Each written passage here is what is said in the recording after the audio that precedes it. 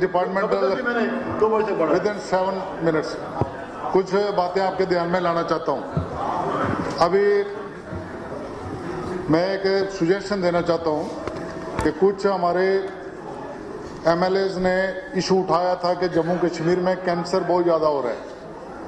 जहाँ हानेवल health ministry बैठी और हानेवल एग्रीकल्चर मिनिस्टर भी बैठे हैं। मैं कहना चाहता हूं कि हमें अपनी स्टेट में कोई पॉलिसी बनानी पड़ेगी पेस्टिसाइड्स के लिए।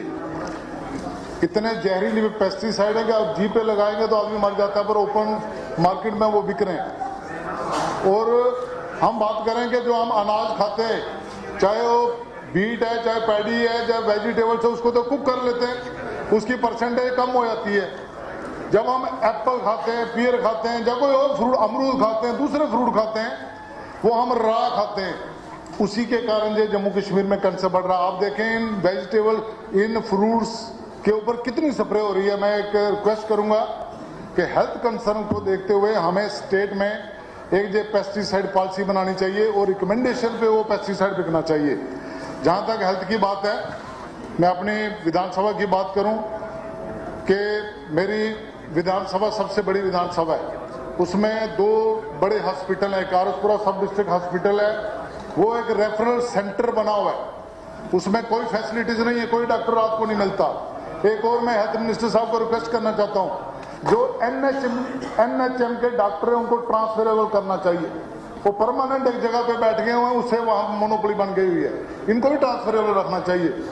और हेल्थ सेक्टर में जब तक हम सब डिस्ट्रिक्ट हॉस्पिटल्स को इक्विप नहीं करेंगे, अच्छे डॉक्टर नहीं बैठाएंगे, तो जो जम्मू का या बाकी स्टेट में जो बड़े हॉस्पिटलों पे प्रेशर है वो कम नहीं होगा। जो सराउंडिंग में हॉस्पिटल है उनको हमें अच्छे डॉक्टर देना पड़ना। कई डॉक्टर वहां दिए हुए हैं, आपने मैंने भी ऑपरेशन किया, सब डॉक्टर जम्मू में अटैच है, तो रात को कोई डॉक्टर नहीं बैठता वहां इमरजेंसी सर्विसेज शुरू करनी चाहिए।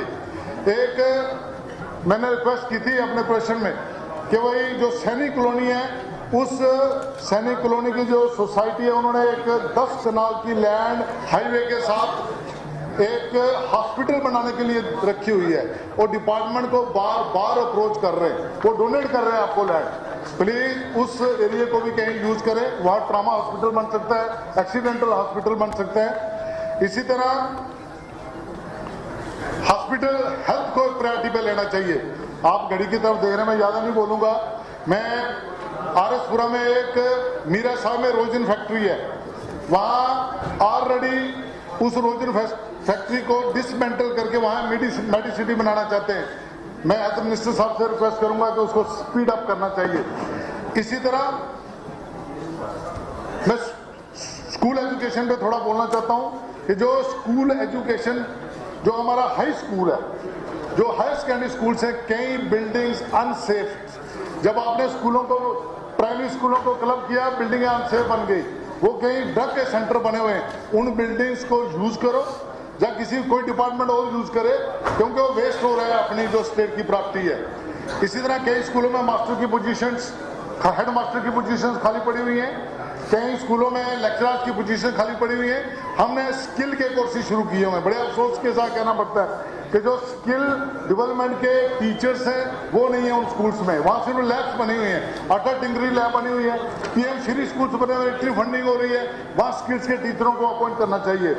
हमें नई एजुकेशन पॉलिसी में, पहले हमारे साथी बोल रहे थे, नई एजुकेशन पॉलिसी में 11 लाख लोगों ने अपनी सजेशन दी हुई है। बेस्ट पॉलिसी है। आपने भी अपने बजट में लिखा हुआ है कि K2 स्कूल खोलेंगे, किंडरगार्टन टू हाई स्कूल खोलेंगे, हम कॉलेजेस और यूनिवर्सिटीज में इंक्यूबेशन सेंटर बनाएंगे। मैं यही रिक्वेस्ट करूंगा कि इसको स्पीड अप करना चाहिए। और लैंग्वेजेस की बात कर रहा हूं, हमें लोकल लैंग्वेजेस को प्रेफरेंस देनी है नई एजुकेशन पॉलिसी में। बच्चों को चॉइस है, आने वाले टाइम में लोग अपनी लैंग्वेज में डिग्रियां कर सकते हैं। मैंने एक प्रश्न किया था कि पंजाबी के कितने, कहते 30 टीचर हैं, पर वो कहाँ है, वो जो +2 के लेक्चरर हैं, सीटें पोस्टें खाली पड़ी हुई। ऐसे हिंदी के हैं, संस्कृत के हैं, बाकी टीचरों को भी +2 लेक्चरर्स को वहां अपॉइंट करना चाहिए। मैं यूनिवर्सिटी की कहीं बात करूं, एक हायर एजुकेशन में स्टेट ने 62 से 65 ईयर की हुई है, एज बढ़ाई हुई है। कंडीशनल, 1 मिनट के लिए कंडीशनल एज बढ़ाई हुई है, उस कंडीशन को खत्म करना चाहिए। जहां एज को, प्रोफेसर की एज को 65 करना चाहिए और जो कंडीशनें रखी है उसमें जो प्रोफेसर जो साइकोफेंसी पे आ जाते हैं, वाइस चांसलर की साइकोफेंसी करते हैं। अगर किसी प्रोफेसर की एज बढ़ाई गई है 62 से 65 और उसको टीचिंग के लिए बढ़ाना चाहिए, एडमिनिस्ट्रेटिव पोस्ट के लिए नहीं बढ़ाना चाहिए। इसी तरह जो यूनिवर्सिटी के अंदर इनक्यूबेशन सेंटर खुले हुए हैं उनको बढ़ावा देना चाहिए। अपने पहले बोल रहे थे भाई साहब हमारे एमएलए साहब, मैं एक वर्ड उस पर बोलना चाहता हूं। अब नई एजुकेशन पॉलिसी में एक यूनिवर्सिटी में एक इलिटरेट व्यक्ति को भी आप प्रोफेसर लगा सकते हैं अगर वो टेक्निकली ट्रेंड है। आज हम सोलर की तरफ जा रहे हैं, जो सोलर की स्किल देनी चाहिए लोगों को। अगर कोई अच्छा व्यक्ति अच्छा कंप्यूटर चला सकता है पर उसकी पढ़ाई कंप्यूटर में नहीं है, यूनिवर्सिटी उसको प्रोफेसर इन प्रोफेशन उसको अपॉइंट कर सकती है। ऐसी पॉलिसी है जो नई एजुकेशन पॉलिसी, किसी को भी लगा सकती है, उसके लेक्चर मान दे सकती है, वो खुद अपना कोर्स तैयार करेगा स्किल का और वहां आके वो पढ़ा सकता है। लास्ट में इतना ही कहूंगा, सोशल वेलफेयर डिपार्टमेंट के मेरे एरिया में स्कूल के लिए कहूंगा, मेरे एरिया में कई स्कूल्स उनकी बिल्डिंग अनसेफ है, उनको बनाना चाहिए। कई स्कूलों को अपग्रेड करने की जरूरत है। सिंपल का स्कूल है उसको अपग्रेड करने की जरूरत है, उसको हाई स्कूल बनाना चाहिए। इसी तरह मैं कहूंगा सोशल वेलफेयर डिपार्टमेंट में जो आंगनबाड़ी वर्कर लगे उनकी क्वालिफिकेशन को बढ़ाना चाहिए। वो 12th पास आपने रखा हुआ है, आज हाईली क्वालिफाइड बच्चे हैं, पर उनकी सैलरी को बढ़ाना चाहिए। आप हरियाणा के साथ कंपेयर करो, उनकी सैलरी 4500 रुपये है।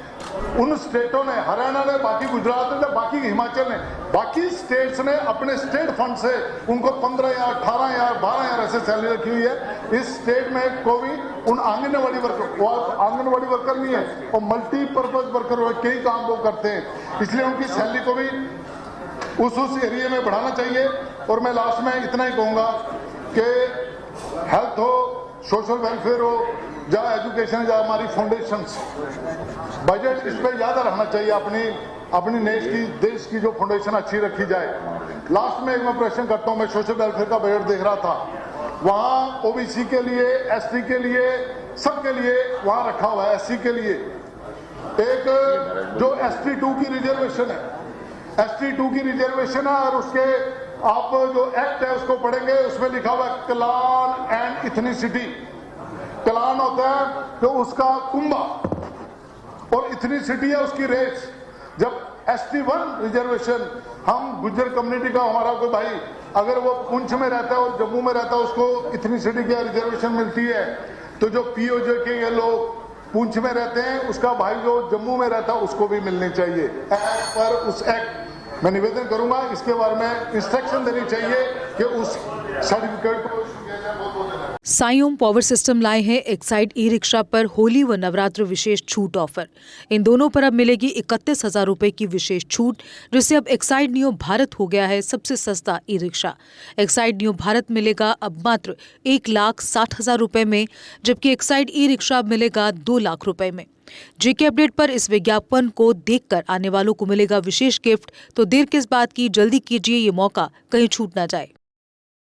साई ओम पावर सिस्टम लाए हैं एक्साइड नियो ई रिक्शा अब नए रूप व स्टाइल में, वो भी पहले से अधिक दमदार।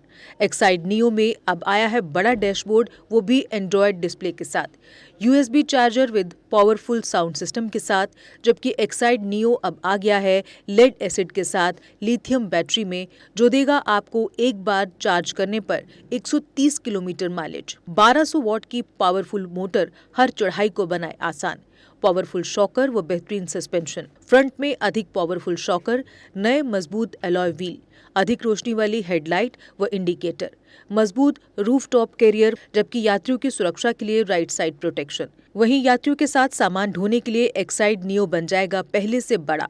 चढ़ाई चढ़ने के लिए हैवी गियर व अधिक पकड़ वाली हैंड ब्रेक, यानी एक्साइड नियो ई रिक्शा अब नई लुक के साथ आया है नए फीचर्स में। तो देर किस बात की, आज ही आएं और ले जाएं अपना नया एक्साइड नियो ई रिक्शा। हमारा पता है Sai Om power system, last matador stand, Anand Nagar, Bohri, Jammu. Phone number 0191 255 4360 255 4359। Jammu Kashmir की खबरों के लिए जुड़े रहिए जेके अपडेट के साथ।